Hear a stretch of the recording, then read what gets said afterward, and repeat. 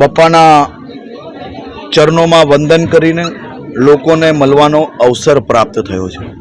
આજે વલસાડ જિલ્લાના સૌ મંડળો પર મેં મારી માતાઓને, વડીલોને ખાસ કરીને એક સંકલ્પ લેવા માટેનો એક પ્રયાસ કરાવ્યો છે।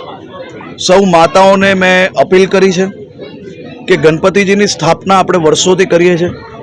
દર વર્ષે એક સામાજિક કામ આપણે લોકોએ હાથમાં લેવું જોઈએ અને એ સામાજિક કામ આ વર્ષે મારી સૌ માતાઓએ મને આશીર્વાદ આપ્યા છે ડ્રગ્સની સામે લડવા માટેનું અને આ લડાઈને પોતપોતાના ફળિયામાં, પોતપોતાના વિસ્તારમાં આગળ વધારવા માટે મેં અપીલ કરી છે।